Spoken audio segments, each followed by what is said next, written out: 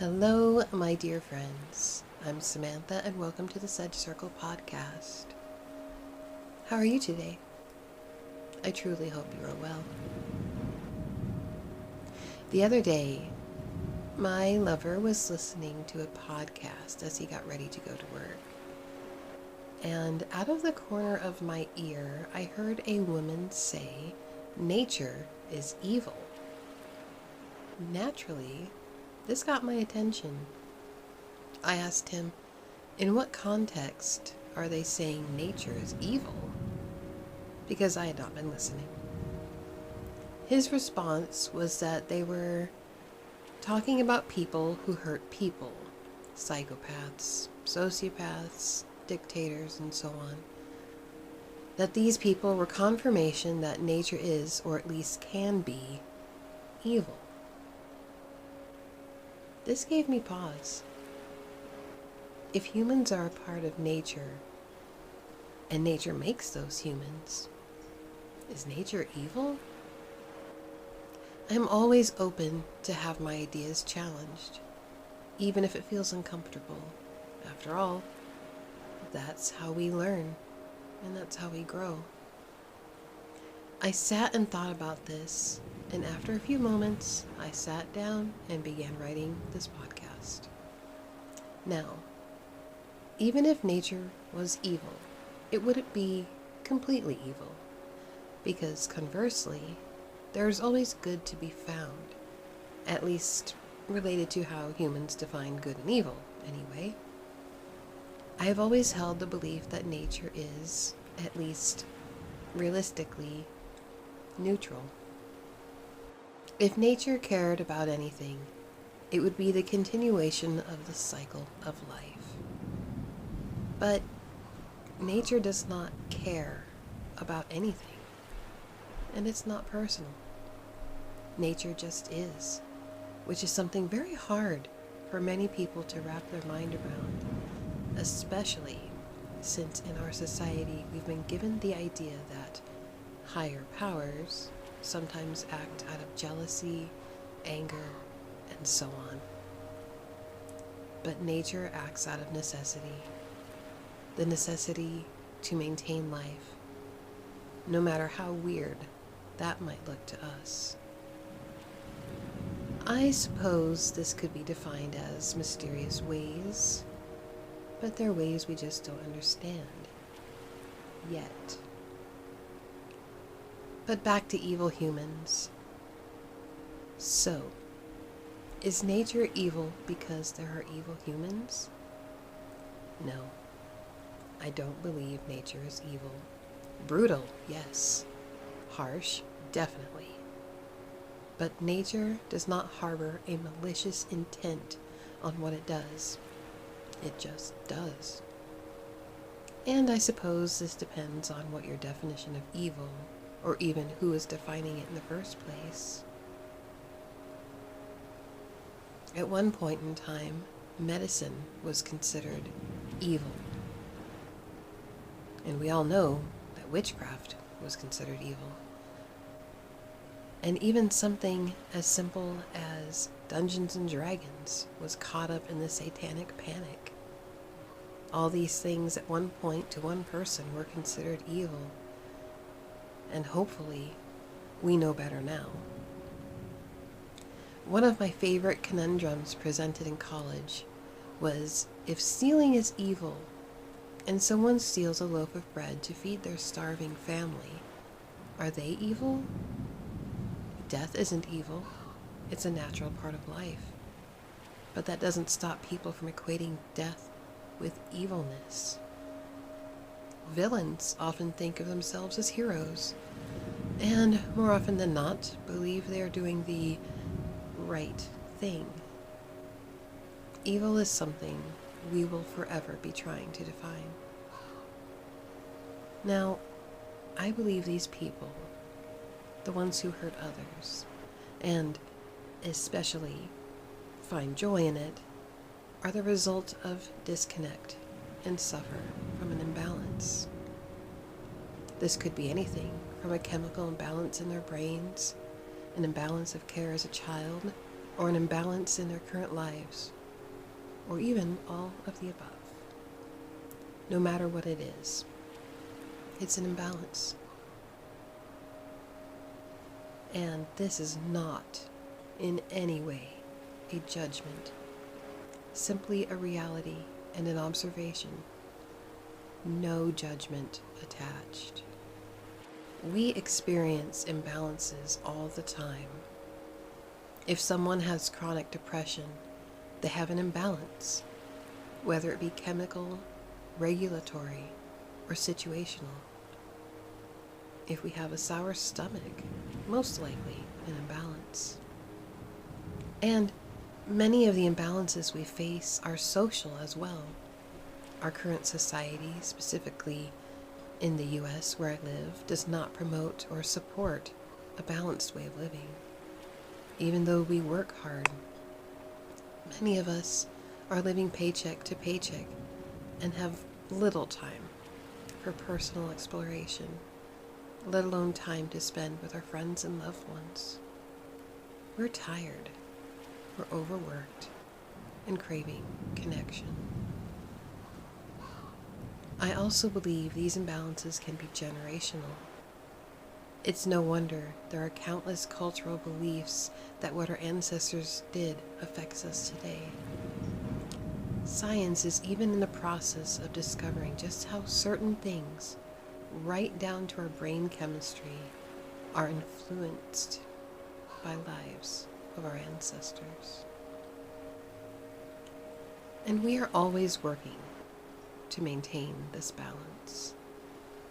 Like higher consciousness is not something we obtain and never have to worry about again. It takes work. It takes effort. Nature in all its strangeness always seeks balance. This balance makes life possible, and nature is making small adjustments every moment to maintain that balance. But what about connection? I did mention connection. I believe many of these imbalances are the result of a disconnection to nature. Think of all the things in human history that furthered our disconnect with the natural world. The fear of death, a natural part of life, bolstered by a fear of eternal damnation or hell. Our attitudes towards sex, also something very natural. The depletion of natural resources in the name of greed. The idea that we're separate, that what affects one does not affect another. All these and more are ways humans have lost their connection to nature. Many of our old ways, like stories and rituals, were eliminated, sometimes violently, and are lost to history. And you might be thinking, I'm suggesting organized religion is to blame. And though these religions may not have started out as such, their modern counterparts definitely contribute to furthering this disconnection with nature. Not all, of course, but the evidence supporting this is certainly abundant. There was an interesting study done on addiction on rats in the early 1900s. The rats were isolated, and they were given 2 water bottles, one with plain water, and the other water infused with drugs.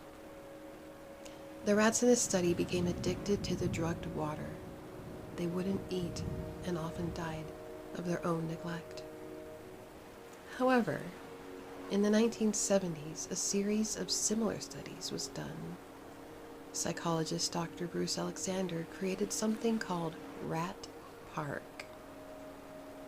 This controlled environment had everything a rat could ever want: food, friends, and the ability to roam around, play, and mate. Also in this environment were the 2 water bottles from the previous experiment.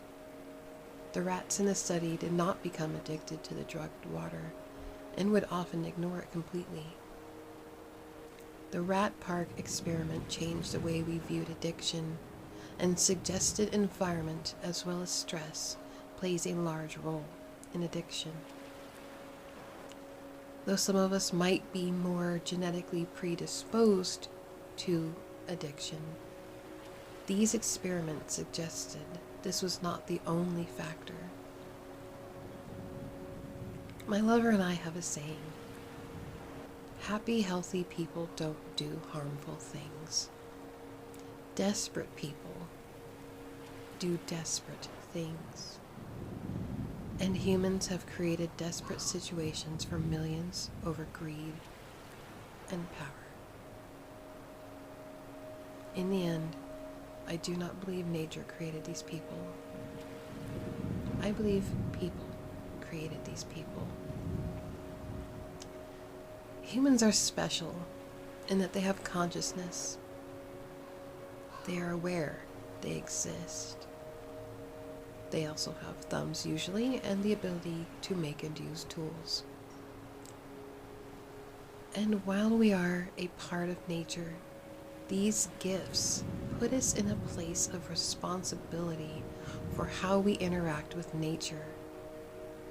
And for thousands of years, this responsibility, as well as connection, has been suppressed.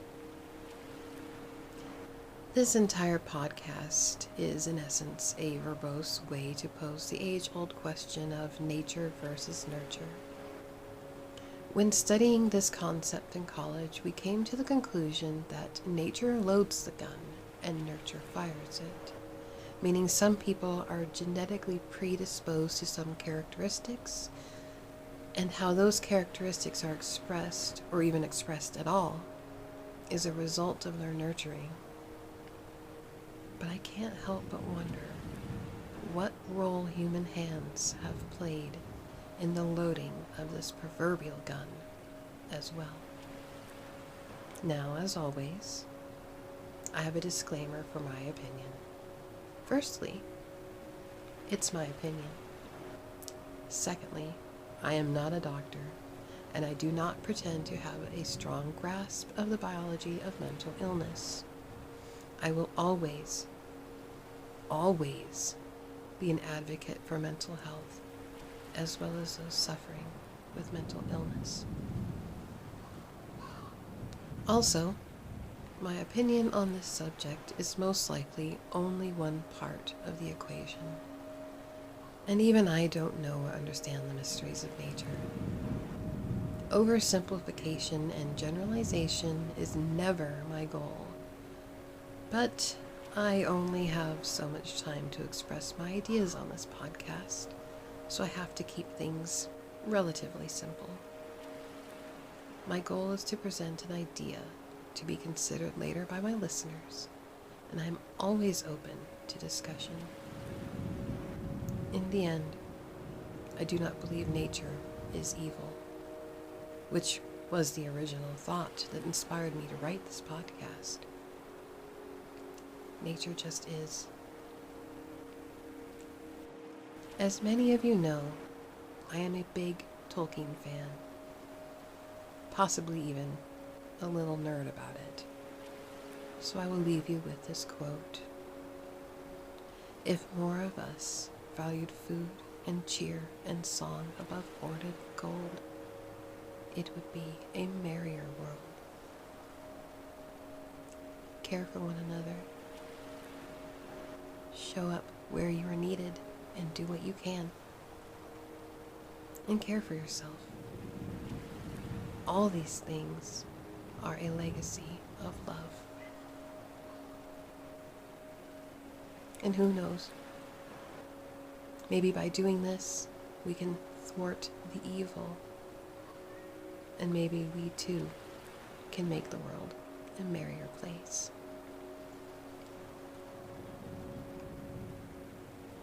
I suppose that's all I have to say about that today. As always, if you like the podcast, make sure that you subscribe and turn on notifications so you know when new episodes are uploaded. I do my best to upload new episodes every Friday, so make sure you check back then. Thank you so much today for giving me your time. It is greatly appreciated. And until we meet again, my friends,